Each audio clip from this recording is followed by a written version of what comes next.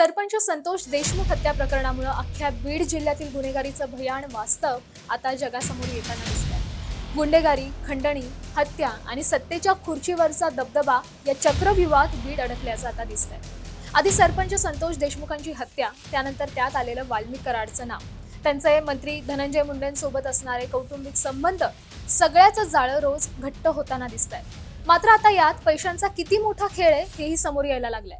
भाजपच्याच नेत्याकडून हे आरोप केले गेले, ज्या आरोपात जर खरंच तथ्य असेल तर हा आतापर्यंतचा बीडमध्ये चाललेला आतापर्यंतचा सर्वात मोठा रॅकेट हे ठरू शकतंय।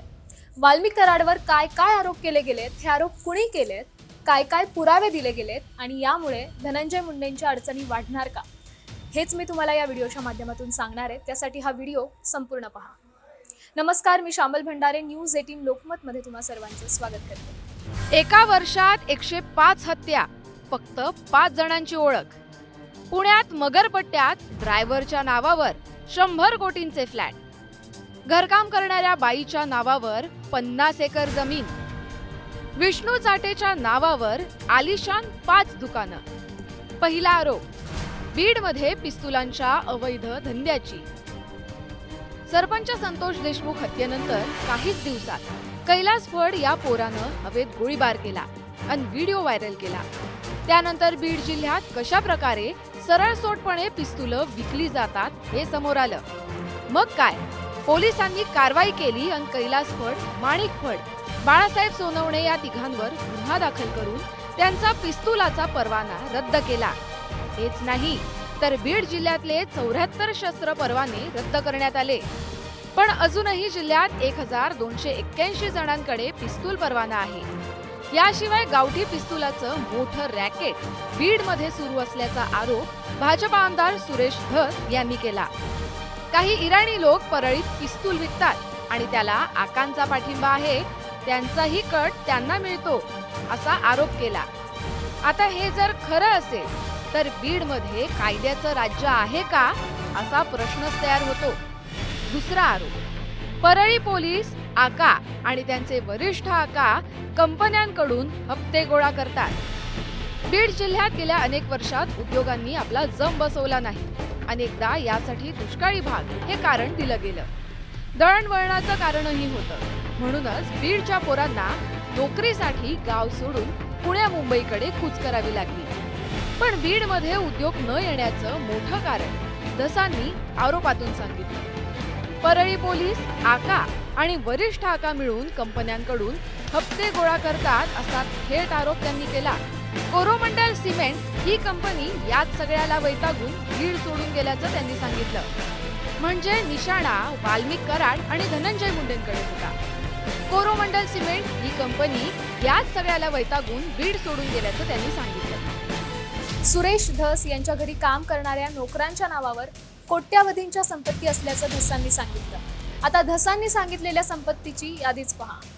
सुदाम बापूराव नरोटे या नोकराच्या नावावर माजलगावच्या शिंगरी पारगावमध्ये 50 एकर जमीन, ज्योती जाधव या घरकाम करणाऱ्या महिलेच्या नावावर बार्शीतल्या शेंद्रा गावात 50 एकर जमीन, जवळच्या असणाऱ्या मनीषा नरोडे हिच्या नावावर माजलगावच्या शिंगरी पारगावमध्ये 12 एकर जमीन, शिंगरी पारगावातच योगेश काकडे नावाच्या कार्यकर्त्याच्या नावावर 20 एकर जमीन, ज्योती जाधवच्याच नावावर जामखेडमध्ये 15 एकर जमीन। आता कराडची पुण्यातील संपत्तीची यादी हे पहा। कार्यकर्ता विष्णू चाटेच्या बहिणीच्या नावावर पुण्यातील FC रोडवर 7 दुकानं, प्रत्येक दुकानाची किंमत 5 कोटी रुपये। वाल्मिक कराडच्या पत्नीच्या नावावर 4 दुकानं आणि फ्लॅट, किंमत 40 कोटी रुपये।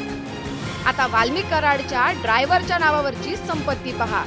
मगरपट्टा भागात एमेनोरा पार्क या इमारतीचा 75 कोटींचा अख्खा फ्लोर आणि 15 कोटींचा एक फ्लॅट, म्हणजे 100 कोटींची संपत्ती। चौथा आरोप, वर्षभरात 105 हत्या, फक्त 5 मृतदेहांची ओळख। सुरेश धस फक्त पैशांवरच थांबले नाहीत, तर त्यांनी बीडमध्ये कशा प्रकारे माणसांच्या मृतदेहांचा खच पाडला गेला याचीही आकडेवारी काढली, जी पोलिसांच्या रेकॉर्डला आहे।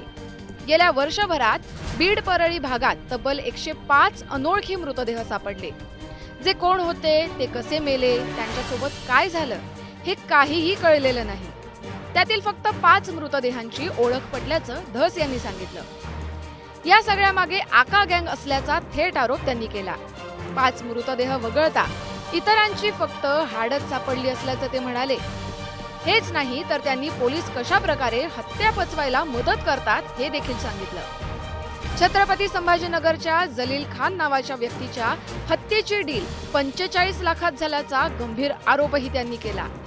एकूणच धस यांनी केलेले हे आरोप बीड परळीतील खंडणी, हत्या, गुन्हेगारी आणि त्यातून उभं केलेलं पैसा सत्तेचं साम्राज्य याला थेट हात घालतं. यात पोलिसांपासून ते प्रशासकीय अधिकारी आणि मंत्री मिळाल्याचं धस म्हणाले. म्हणजेच सरपंच संतोष देशमुख यांची हत्या फक्त एक नाही तर इथं गेल्या कित्येक वर्षांपासून संघटित गुन्हेगारी सुरू आहे का असा प्रश्न होतो. त्यामुळेच आता थेट मुख्यमंत्र्यांनी यात लक्ष घालून बीडला या जंजाळातून मोकळं करण्याची गरज असल्याचं बीडकर बोलतायत. Bureau report, news 18 Lokmat.